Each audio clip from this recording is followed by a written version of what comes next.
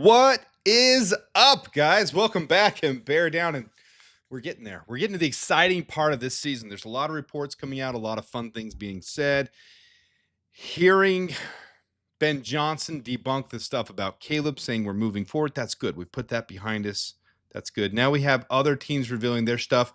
Today, it came out that in the new series of Building Foxborough, the New England Patriots documentary, kind of like 1920 Football Drive, that the Bears tried to trade up one spot. The Patriots selected Travion Henderson at number 38. The Bears picked at number 39. It was revealed that the Bears were willing to offer a seventh rounder and no more. They were not willing to offer a sixth rounder, a seventh rounder to move up one spot. This is because the Bears were in a very comfortable position with running back and how they felt their board was. They wanted Travion Henderson. They also wanted Ashton Jeanty. I'm doing a full video on the running back room, how it laid out, and I do have insider information, so stay tuned for that tomorrow. That will come out, and I'll have the clip about the Patriots and how they tried to trade up one spot for Travion Henderson, who ended up getting drafted at 38 by the Patriots. The Bears also tried to trade up 3 times for 3 different running backs, and they also had Kyle Monangai very higher on their board than a 7th rounder. Early day 4 is where they had him graded. They also had other players that they took that were also graded very high too. So the Bears came out with this draft very good in the way that they had their board set up. Whether that pans out to these players working out, whether it pans out to these players being a success, that is yet to be determined. Ryan Poles has said over and over and over again that these draft picks are just opportunities. They're opportunities. You're throwing a dart at the dartboard. These kids have to stick. They have to put the work in. They have to be the ones that are dedicated and make it happen. So they go from here. So to date, that's what's upcoming. I got lots coming up. Sorry, I've been on a little hiatus, trying to catch up at work, catch up with the kids. I got different things going on. We're going to get back right into it because tomorrow is OTAs. And I missed last week showing you guys highlights from previous times where the Bears got together and where you saw players taking snaps and positional groups getting together. We're there. We're into the fun. Tomorrow starts OTAs. But let's get into the schedule first, and then we'll get into the highlight of what this video is. The Bears odds per Vegas, which, we'll talk about that here in just a second. So first of all, asked by several people in the comments, here is the upcoming schedule all the way into the season.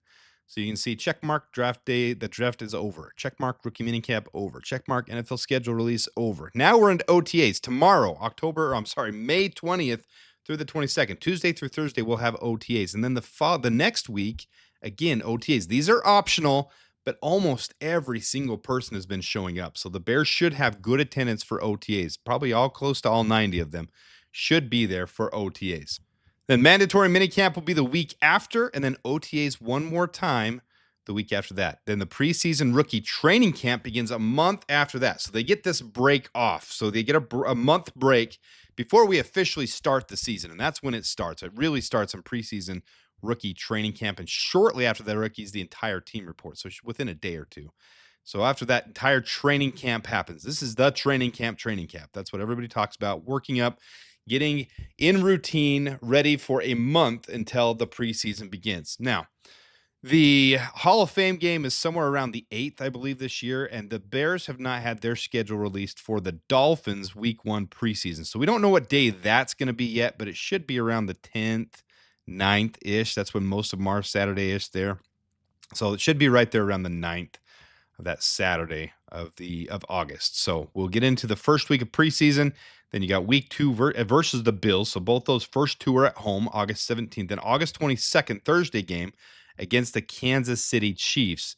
And then right after that, you've got the roster cut downs to 53 player deadline. That's the year we always make a big deal out of that. And we watch with anticipation which players are going to make the 53-man roster, which ones get signed to the practice squad, 16 players, and it's not always all 16 coming from our team. We'll also be looking at other teams in the preseason and training camp, and whoever gets cut, we'll pick the top 16 that we want to keep on our practice squad, and they'll be selected right at that same time. So 53-man roster 27th, and then as we know, the Bears start their season week 1 at home versus the Minnesota Vikings, September 8th, Monday Night Football. So here's your updated roster, the one that I created. I know there's a lot of different ones out there, but you can see the stars of the nationally televised games. So week 1, week 6, week 13, 16, and 17. And what that tells me when you've got so many late season nationally televised games, the league wants the Bears to be good. They want the Bears to be highlighted at the end of the season and make a run for the playoffs. They're hoping this comes around. National market. The Bears are one of the biggest cities in America, one of the biggest fan bases. We are growing. The fan base is growing. All reports indicate the Bears are getting more attention. So they do have a spotlight on the Bears week 13, 16, 17. I love it. I want to see the Bears do well in those primetime games. A lot of people, I don't know why, some people are not keen on the Bears playing on the national stage, on the Sunday night, Monday night, Friday, Saturday. They don't want us to be in the national spotlight. I don't get it, because I understand historically we haven't been doing well recently in those games, but that's a team of the past. It's fun to watch your team in prime time. It's fun for the nation to have the focus on us. So you can see the dates above here: Monday, September 8th, September 14th, September 21st, September 28th, bye week, on and on and on. Let's get to the Vegas odds of what they say the Bears are going to have happen this season. And they've got the Bears only winning. So they've got the over-under on the entire season. We show right here, over-under of 8.5 wins, which is the same as last year. So the Bears are in the same spot. And the individual games, they've only got us winning 7 games. So again, same as last year. So it's interesting.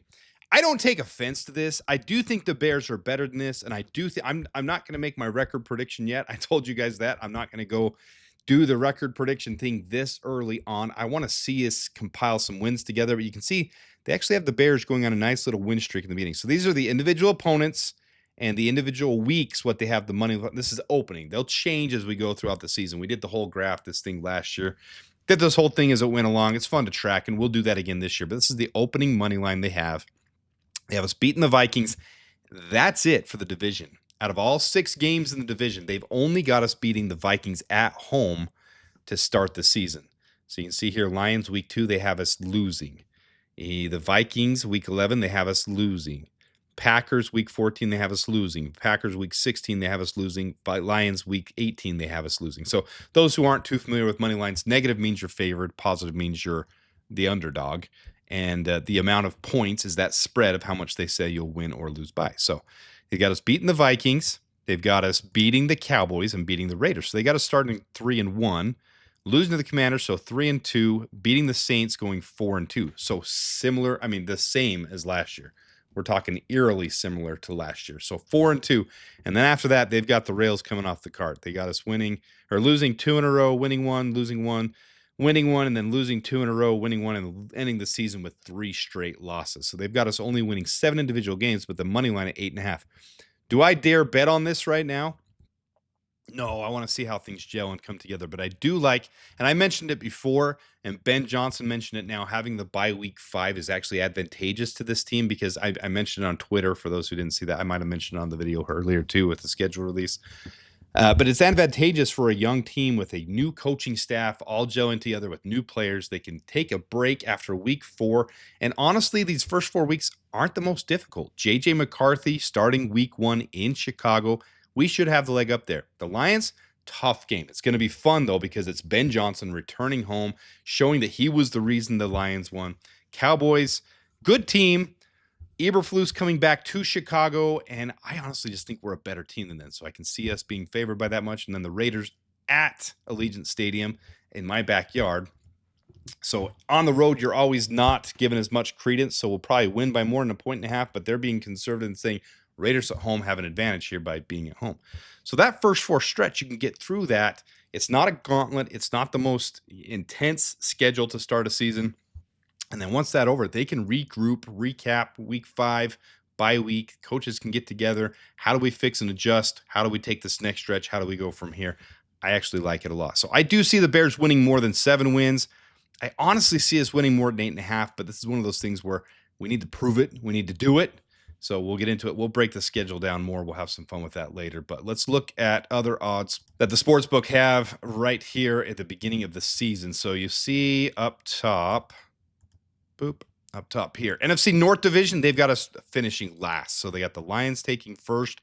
So when there's 4 teams and 1 odd for these things to happen, or 4 players or different, you'll never see the negatives because there's a lot of options to go through. So it's just odds. And I'm not going to go into a full breakdown of odds on this video. But for the odds, the Lions having a plus 130 is actually really strong odds to win the division. So they got the Lions favored, Packers, and then us and the Vikings are actually really close as far as odds go. So they're saying we're going to finish 4th in the NFC North. I don't agree with that. Got to let it play out. Then the NFC North Conference, I'm sorry, the NFC Conference, they've got the Eagles favored to win the conference. So to go to the Super Bowl and represent the NFC. And the only reason I'm showing it as the conference is they've got the Bears ranked 9th at plus 1,600, which means they do not have us going to the playoffs. Top 7 teams from each conference go to the playoffs to represent their side of the playoffs. So the Bears at 9th means they're not making the top 7. So the Bears are not favored to make the playoffs right now. I don't blame the odds makers for doing this. It's one of those things where, I mean, how many times have the Bears even gone to the playoffs in the last 2 decades? How many times have we really proven ourselves? There's a lot of hype around us. We've had Caleb last year. There was a lot of hype around us. This is one of those things where you got to go out and prove it. So am I advising you to go bet on this? No. I'll probably put a little money on this on the Bears making the playoffs. I probably won't put money on the division. I think that might be wasted money. I don't know. We could end up upsetting everybody and having Ben Johnson lead us the whole way. I don't know. We'll see what happens. But I feel more confident with the Bears making the playoffs than winning the division. So that one's interesting to me. NFL MVP, you got Caleb Williams down here at 11th, which I don't think is that bad for MVP honors to be 11th. So they're saying Caleb's going to have a little step up this year. He's gonna lead the Bears a little bit better than he did before. There's some hype around him. Lamar Jackson, Josh Allen, Joe Burrow, and Patrick Mahomes are pretty perennial in the top odds there. But when you have so many players, these odds start around 500. There's no breakaway obvious. Lamar Jackson, Josh Allen, Joe Burrow, Patrick Mahomes. Caleb Williams, 11th in odds for NFL MVP at 2,800. Which means you put $1 down, you win $28. So 28 times your odds. Coach of the year. Now, it's interesting because you look at this. This is all the rookie head coaches, and they usually do win coach of the year because they're impacting the team. It's not just about who's the best coach. It's about who changes the culture, who's bringing the most out of their team. So Ben Johnson, runaway, best odds, plus 700. Mike Vrabel, plus 850. Liam Cohen, 1,200. Kellen Moore. All new coaches right here, and that's usually who wins coach of the year as a rookie. Not always. Not, in fact, I don't believe last year was either. But Ben Johnson is the leader for coach of the year. And then rookie of the year, you got Ashton Genty plus 235, Cam Ward 305, Travis Hunter plus 750. And then at 13th and 20th, you got Colston Loveland 2,800 and Luther Burden at 5,000. So their odds to win rookie of the year. And this is just offensive rookie of the year. We didn't draft anybody in the defensive side very high at all. So offensive side, both those guys aren't at the top. Could they be impact? I don't see us needing one of them to clearly dominate the league more than other players. Usually Ashton Genty will dominate the running game for the Raiders. Cam Ward is a quarterback. They often win rookie of the year. So I don't see Colston Loveland or Luther Burden winning rookie of the year honors, but yeah, we'll see what happens. Maybe one of them will be a breakout absolute stud. And I do think they'll both be good for this team. But those are just the odds, just to give you guys a look at the odds, though. But here's the one I really want to focus on. Let me know what you guys think in the comment. Let me know if you guys think we are a 7-win team, an 8.5-win team, over 8.5, under 8.5. Where you think this Bears team stands? We'll do a whole breakdown of my predictions. I did it last year. I did a prediction video for last year's schedule. I'll do that closer to the season this year than last time. I want to see this team gel and come together. I want to see the offseason. I want to see some preseason first. Then I'll give my season predictions. I'm not going to do that right now. But I do think we're more than 7. In fact, I think we're borderline above 8.5, in my opinion. But let me know what you guys think in the comments. Appreciate you guys tuning in. We'll have more coming very, very soon. So I appreciate you guys being a part of this. If you don't mind hitting that like button, subscribing, sharing with your friends. The channel is still growing. We've slowed it down a little bit. I'm going to ramp it back up as we get to OTAs. Let it go for a month. We'll break it down a little bit slower, but I am going to get back into things like the defensive line, how Grady Jarrett helps the defensive line with the run game, having Andrew Billings back, really the impact of them, the average depth of tackle for them. Jervon Dexter, how he needs to take a huge step forward this next year. One of the worst in the league at average depth of tackle. His pressure rate, his get off, significantly better this last year. But when Andrew Billings went down, he didn't get those double teams taken on as much, and he really lost some of that pressure. And then the depth of tackle, the run game is what needs to be improved the most. And we did not select a defensive tackle that really helps as a big clogger guy. We could have had Kenneth Grant at 10, and we didn't take him. We took Colston Loveland. So I'll have some breakdowns on some of that stuff, the stuff you guys like to see with the stats and analysis and all of that. I'm going to break all that down. I'm working on all those things.